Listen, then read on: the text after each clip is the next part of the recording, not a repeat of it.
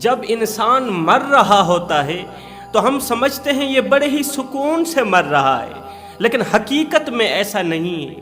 جوانوں، مرنا اتنا بھی آسان نہیں ہے جتنا تم لوگوں نے سمجھ رکھا ہے۔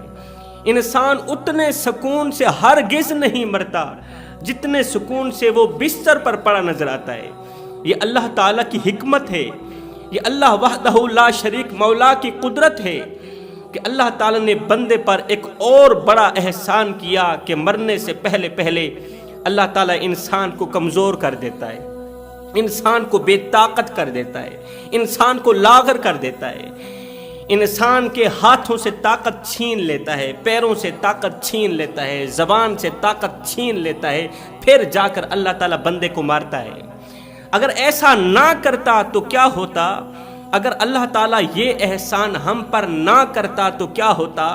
پھر جس طرح ایک طاقتور جانور کے اوپر قربانی کے لیے چھرا پھیرا جاتا ہے، جانور کو ذبح کرنے کے لیے طاقتور جانور کے اوپر جب چھرا پھیرا جاتا ہے تو وہ کس قدر تڑپتا ہے، جب وہ مر رہا ہوتا ہے، اس کے جسم سے روح نکل رہی ہوتی ہے، وہ کس قدر تڑپتا ہے، کس قدر مچلتا ہے۔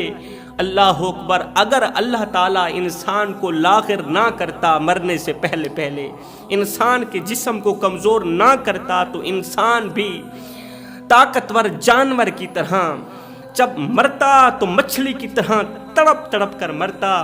انسان پھر جنگلوں کا رخ کرتا، پاگل ہو جاتا، احمق بن جاتا، مچھلی کی طرح تڑپ کر مرتا تو۔ اللہ تعالیٰ نے مرنے سے پہلے تیرے جسم کو کمزور کر دیا، تیرے جسم کو لاغر کر دیا۔ اس احسان کا بھی شکر ادا کیا کر۔ جوانوں، کیا تم جانتے ہو موت کے وقت انسان کی کیفیت کیسی ہوتی؟ اگر زمین و آسمان کو سمیٹ کر ایک انسان کے سینے پر رکھ دیا جائے تو انسان کس قدر بوجھ محسوس کرے گا، کتنا بڑا بوجھ محسوس کرے گا۔ زمین کتنی وزنی ہے، آسمان کتنا بڑا وزنی ہے۔ یہ تو اللہ تعالیٰ کی قدرت کا کرشمہ ہے کہ آسمان بغیر ستون پر کھڑا ہے۔ اگر حقیقت میں دیکھا جائے تو یہ زمین سے بڑھ کر وزنی ہے۔ اگر زمین کو اور آسمان کو دونوں کو لپیٹ کر، دونوں کو سمیٹ کر انسان کے سینے پر رکھ دیا جائے تو انسان کو کتنی تکلیف ہوگی، انسان کتنا بوجھ محسوس کرے گا۔ اتنا بڑا بوجھ محسوس کرنے کی انسان سکت رکھتا ہے، طاقت رکھتا ہے؟ ہرگز نہیں۔ مگر سنو، اس سے کہیں زیادہ تکلیف انسان موت کے وقت محسوس کرتا ہے، اس سے کہیں زیادہ درد، اس سے کہیں زیادہ بوجھ انسان موت کے وقت محسوس کرتا ہے۔ جب انسان مر رہا ہوتا ہے، انسان موت کے وقت یوں محسوس کرتا ہے جیسے کہ وہ ناک سے نہیں، سوئی کے ناکے سے سانس لے رہا ہے۔ آج کانوں میں ہیڈ فون لگا کر، ہینڈ فری لگا کر گانوں میں جھومنے والوں، اللہ کی یاد میں رونے کے بجائے، خشیت الہی میں رونے کے بجائے، جھوٹے ڈراموں کے سین دیکھ کر رونے والوں، جھوٹی فلموں کے مناظر دیکھ کر رونے والوں، کبھی تصور بھی کیا ہے، کبھی تمہیں خیال آیا ہے کہ ہم نے مرنا بھی ہے؟ جھوٹی کہانی پر تو تمہیں اتنا رونا آیا کہ ہچکی لگ گئی۔ اپنے آپ پر بھی کبھی رونا آیا ہے؟ موت ایک اٹل حقیقت ہے جسے ہرگز فراموش نہیں کیا جا سکتا۔ اور رسول کریم صلی اللہ علیہ وآلہ وسلم نے فرمایا جب انسان کی روح نکل رہی ہوتی ہے، جب انسان مر رہا ہوتا ہے، جب انسان اس دنیا فانی سے رخصت ہو رہا ہوتا ہے، جب انسان کی زندگی کا سورج غروب ہو جاتا ہے نا، اس کے پاس 3 فرشتے آتے ہیں۔ 3 فرشتے اس کے پاس آ کر کچھ کہتے ہیں، پکار کر کہتے ہیں، کچھ پوچھتے ہیں، کچھ سنتے ہیں، کچھ سناتے ہیں۔ اللہ اکبر! اس کی زندگی پر خوش بھی ہوتے ہیں، افسوس بھی کرتے ہیں۔ جب انسان کی روح حلق میں اٹکی ہوئی ہوتی ہے، جب مرنے والے کی روح حلق میں اٹکی ہوئی ہوتی ہے، ہائے میں سوچ میں پڑ گیا، اگر مچھلی کا ایک کانٹا حلق میں اٹک جائے تو انسان کتنی تکلیف محسوس کرتا ہے، انسان کو کتنی تکلیف ہوتی ہے۔ ہائے انسان کے حلق میں روٹی کا چھوٹا سا ٹکڑا پھنس جائے تو انسان کتنی تکلیف محسوس کرتا ہے، پانی کا ایک قطرہ رک جائے انسان کتنی تکلیف محسوس کرتا ہے۔ ہے جو حلق مچھلی کا چھوٹا سا کانٹا برداشت نہ کر سکی، جو حلق روٹی کا چھوٹا سا ٹکڑا برداشت نہ کر سکی، جو حلق رکے ہوئے پانی کا ایک قطرہ برداشت نہ کر سکی، جب اسی حلق میں روح اٹکی ہوئی ہوگی تو یہ حلق کیسے برداشت کر سکے گی؟ ہرگز برداشت نہیں کر سکے گی۔ رسول کریم صلی اللہ علیہ وسلم نے فرمایا جب انسان کی روح حلق میں اٹکی ہوئی ہوتی ہے نا تو ایک فرشتہ اسے پکار کر اس سے مخاطب ہو کر کہتا ہے، اے آدم کی اولاد، اے آدم کے بیٹے، بتا تو صحیح تیرا موٹا تازہ بدن کہاں گیا، تیرا طاقتور بدن کہاں گیا، جس طاقت کے بل پر تو خود کو بڑا سمجھتا تھا، جس جسم پر تو گھمنڈ کرتا تھا، جس طاقت پر تو گھمنڈ کرتا تھا، بتا تو صحیح تیری وہ طاقت کہاں گئی؟ آج تیرا جسم لاغر کیوں ہوا پڑا ہے؟ آج تیرا جسم کمزور کیوں ہوا پڑا ہے؟ او نادان، اور تو کمزور پیدا ہوا تھا مگر طاقتور ہوتے ہی تو خود کو خدا سمجھ بیٹھا۔ تو لاغر پیدا ہوا تھا، طاقتور ہوتے ہی تو خود کو بڑا سمجھ بیٹھا۔ جب تو خود کو خدا سمجھ بیٹھا پھر تجھے اتنا بھی ہوش نہ رہا، اتنا بھی نہ جان سکا، اتنی تمیز بھی نہ کر سکا کہ مٹی کا کھلونا جیتے جی تو بہت شور مچاتا ہے لیکن جب مرتا ہے تو مر ہی جاتا ہے۔ اے انسان غور تو کر، تو کہاں سے کہاں تک پہنچا ہے؟ تیرے منہ میں زبان کا لوتھڑا تو تھا لیکن بولنے کا سلیقہ نہیں تھا۔ بتا تو صحیح کس نے تیری زبان کو لفظوں کی حرمت سے آشنا کیا؟ تیرے کانوں میں پردے تو تھے مگر سننے کی صلاحیت نہیں تھی۔ بتا تو صحیح کس نے تیرے کانوں کو سماعت بخشی؟ کس نے تجھے چلنا سکھایا؟ کس نے تجھے پھرنا سکھایا؟ تو چار پے کے سہارے چلنا بھی نہیں جانتا تھا، کس نے تجھے چار پے کے سہارے چلنا سکھایا؟ آج تو طاقتور ہے، آج تو کڑیل نوجوان ہے، آج تیری طاقت اور قوت کے کیا کہنے، آج زمانے کو انگل پہ تو نچا لیتا ہے، ہاتھیوں کو تو بٹھا لیتا ہے۔ اے بندے بس روح کے نکلنے کی دیر ہے، پھر اگلی پچھلی برابر ہو جائے گی، پھر کہتے ہیں نا آئے گی قبر لگے گی خبر۔ ایک فرشتہ اسے پکار کر کہتا ہے، اے اپنے جسم پر گھمنڈ کرنے والے، بتا تو صحیح تیری لڑکھڑانے والی زبان خاموش کیوں ہے؟ وہ زبان جو کبھی کہتی تھی میں ہر وقت میں کی رٹ لگاتی رہتی تھی، آج اس زبان کو کیا ہو گیا؟ وہ کیوں خاموش ہے؟ جس زبان سے تو نے لوگوں کے دل دکھائے، جس زبان کے ذریعے لوگوں پر تیر برسائے، زبان سے لوگوں کو دکھ دیے، درد دیے، لوگوں کا جینا حرام کیا، رشتے ناطے توڑے، ایک دوسرے بھائی کو آپس میں لڑایا، اسی زبان سے غیبت کی، اسی زبان سے چغلی کی، اللہ اکبر، زبان کے ذریعے فراڈ کیا، دھوکہ دیا، آج نہیں بولے گی اس لیے کہ اللہ تعالیٰ نے بولنے کی طاقت چھین لی۔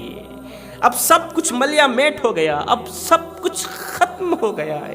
فرشتہ کہتا ہے، او نادان، تو جب بولتا تھا تو بس بولتا ہی جاتا تھا، رکتا ہی نہیں تھا، کسی کی سننا گوارا ہی نہیں کرتا تھا، تو خود کو بڑا سمجھتا تھا، تو خود کو دوسروں سے افضل سمجھتا تھا اور دوسروں کو خود سے کم تر سمجھتا تھا۔ آج تیری زبان خاموش کیوں ہوئی پڑی ہے؟ جوانو، یہ بوڑھی دنیا جس کی عمر ہزاروں سال گزر گئی، ہزاروں سال عمر گزارنے کے بعد بھی ابھی تک نہیں مری، ابھی تک یہ بوڑھی دنیا زندہ ہے، یہ بن سور کر لوگوں کے سامنے جاتی ہے، دھوکہ دیتی ہے، فراڈ کرتی ہے، لوگوں کو ورغلاتی ہے۔ اگر اس دنیا نے فرعون کو نہ ورغلایا ہوتا، اگر اس بوڑھی دنیا نے بن سور کر خوبصورت دلہنوں والا روپ اختیار کر کے فرعون کو نہ ورغلایا ہوتا تو فرعون کبھی بھی خود کو خدا نہ کہتا، فرعون کبھی بھی خود کو بڑا نہ سمجھتا۔ اگر اس دنیا نے فرعون کو نہ ورغلایا ہوتا، اگر اس دنیا نے نمرود کو نہ ورغلایا ہوتا تو وہ کبھی بھی انا ربکم الاعلیٰ کی صدائیں بلند نہ کرتا۔ آج کہاں گئے ان کے تخت، کہاں گئے ان کے تاج، آج کہاں گئی ان کی بادشاہت؟ سب کچھ ختم ہو گیا، اللہ تعالیٰ نے نیست و نابود کر دیا۔ پھر اللہ کے رسول فرماتے ہیں، جب مرنے والے کی روح نکل جاتی ہے، روح نکل جاتی ہے، پھر دوسرا فرشتہ اس سے مخاطب ہو کر پکار کر کہتا ہے، اے آدم کے بیٹے، بتا تو صحیح تیرا کمایا گیا مال کہاں ہے؟ وہ مال جسے تو نے حلال و حرام کی تمیز کیے بغیر کمایا، نہ حلال دیکھا نہ حرام دیکھا، دونوں میں تمیز بھی نہ کر سکا۔ وہ کوٹھیاں، وہ بنگلے، وہ خوبصورت محلات جو تو نے بنائے تھے وہ کہاں ہیں؟ وہ اپنے ساتھ لے کر کیوں نہیں جا رہا؟ وہ تو تیرا ہی مال تھا نا، تیرے ہی نام پر رجسٹر تھا، تیرے ہی نام انتقال تھا۔ تو اپنا مال یہاں پر چھوڑ کے قبر میں کیوں جا رہا ہے؟ آج تو دیکھے گا، ماڑی بنائی تو نے، محل بنایا تو نے، بسیں گے کوئی اور حساب تجھے دینا پڑے گا، تیرا مال خرچ کرے گا کوئی اور حساب تجھے دینا پڑے گا۔ پھر جب انسان کی میت کو اس کے عزیز و اقارب اٹھا کر قبرستان کی طرف لے کے جا رہے ہوتے ہیں، انسان کو دفنانے کے لیے اسے لے کے جا رہے ہوتے ہیں نا، تیسرا فرشتہ اس سے مخاطب ہو کر کہتا ہے، اے آدم کے بیٹے، تیری اولاد تجھے کہاں اٹھا کر جا رہی، کہاں پھینکنے جا رہی؟ ایک ایسے گڑھے میں پھینکنے جا رہی ہے جس گڑھے کو قبر کہتے ہیں، جس گڑھے کے اندر اندھیرا ہی اندھیرا ہے، قبر کے اندر اندھیرا ہی اندھیرا ہے، جس کے اندر بچھوں نے منہ کھولا ہوا ہے، سانپوں نے منہ کھولا ہوا ہے، جس مکان کے اندر گرمی ہی گرمی ہے، مٹی کا مکان ہے، خوف زدہ مکان ہے، چھوٹا سا مکان ہے، اس مکان کے اندر گرمی ہی گرمی ہے، تپش ہی تپش ہے۔ ہائے اللہ کے رسول فرماتے ہیں، قبر روزانہ حضرت انسان کو آواز دیتی ہے، اے میرے اوپر اکڑ اکڑ کر چلنے والے، میرے اندر روشنی لے کے آنا، کیونکہ میرے اندر اندھیرا ہی اندھیرا ہے، میرے اندر اندھیرا ہی اندھیرا ہے، روشنی کے اقدامات کر کے آنا، میرے اندر سانپ ہیں، بچھو ہیں، اچھے اعمال لے کے آنا، نیک اعمال لے کے آنا۔ جب ایک گنہگار انسان قبر میں جاتا ہے نا تو قبر چیخ کر کہتی ہے، پکار کر کہتی ہے، اے آدم کے بیٹے تیرا آنا نامبارک ہو، اے نافرمان بیٹے تیرا آنا نامبارک ہو۔ جب تو میرے اوپر چلتا تھا نا مجھے بہت ہی برا لگتا تھا، میں تیرے حق میں بد دعائیں کرتی تھی، تو مجھے بہت ہی برا لگتا تھا، آج تو دیکھے گا کہ میں تیرے ساتھ کس طرح کا برا سلوک کرتی ہوں۔ اس لیے میں کہتا ہوں اپنی آخرت کی فکر کریں صاحب، آخرت کی فکر کریں صاحب۔ اللہ کے جو نیک بندے ہوتے ہیں نا، مرد قلندر جو ہوتے ہیں نا، متقی پرہیزگار ہوتے ہیں نا، جو دنیا و آخرت میں کامیاب لوگ ہوتے ہیں نا، ان کی نظر دنیا پر نہیں جاتی، ان کی نظر عیش و عشرت پر نہیں جاتی، ان کی نظر پیسوں پر نہیں جاتی، ان کی نظر کرسی پر نہیں جاتی۔ اللہ کے نیک بندوں کی نظر اقتدار پر نہیں جاتی، اللہ کے نیک بندوں کی نظر تو خاتمے پر جاتی، اللہ کے نیک بندوں کی نظر موت کے لمحے پر جاتی، اللہ کے نیک بندے کی نظر قبر پر جاتی، قبر کی اندھیری کوٹھڑی پر جاتی۔ تیسرا فرشتہ کہتا ہے، اے حضرت انسان، اے آدم کے بیٹے، آج تو لمبے سفر کی طرف جا رہا ہے، آج تو قبر کی طرف جا رہا ہے۔ اتنا لمبا سفر ہے کہ آج سے پہلے تو نے اتنا لمبا سفر کبھی نہیں کیا ہوگا، اور آج تو ایسی قوم سے ملے گا کہ اس سے پہلے کبھی نہیں ملا۔ آج اگر تو اللہ کو خوش کرنے میں کامیاب ہو گیا پھر تو خوش قسمت ہے، اور اگر تو ناکام ہوا پھر افسوس، صد افسوس، ہزار بار افسوس۔ انسان جب قبر میں جاتا ہے، جب انسان کو قبر میں دفنا رہے ہوتے ہیں تو وہ دو صورتوں پر پچھتاتا ہے۔ نمبر ایک، پہلی صورت، اگر وہ مومن متقی پرہیزگار ہوتا ہے پھر بھی پچھتاتا ہے، اگر وہ گنہگار ہوتا ہے پھر بھی پچھتاتا ہے، اگر وہ نیکوکار ہوتا ہے تو اس وجہ سے پچھتاتا ہے کہ وہ اور زیادہ نیکیاں کیوں نہ کر سکا، اور زیادہ عبادت کیوں نہ کر سکا، اور زیادہ نوافل کیوں نہ پڑھ سکا، وہ اور زیادہ روزے کیوں نہ رکھ سکا۔ اور اگر وہ گنہگار ہوتا ہے، بدکار ہوتا ہے، سیاکار ہوتا ہے تو اس بات پر افسوس کرتا ہے کہ میں توبہ کیوں نہ کر سکا، اللہ سے صلح کیوں نہ کر سکا۔ جوانوں خدارا، اللہ کو راضی کر لو، اللہ کے پاس آ جاؤ اس سے پہلے کہ اللہ تمہیں اپنے پاس بلا لے، نماز پڑھو اس سے پہلے کہ تمہاری نماز پڑھی جائے۔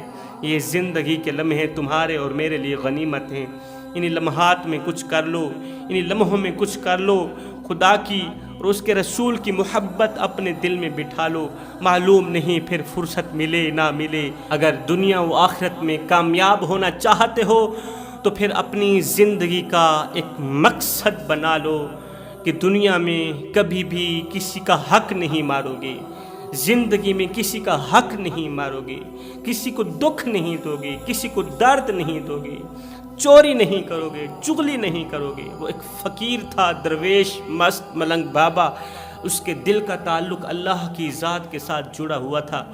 وہ فقیر بابا کہیں جا رہا تھا، اس کے کندھے پر چادر پڑی تھی، اس نے اپنے کندھے پر چادر رکھی ہوئی تھی، کہیں جا رہا تھا تو ادھر سے ایک چور دوڑتا ہوا آیا، فقیر کی چادر لے کر بھاگ گیا۔ چور دوڑتا ہوا آیا، فقیر کی چادر لے کر بھاگ گیا۔ اب چور چادر لے کر اس طرف بھاگا، ساتھ میں قبرستان تھا۔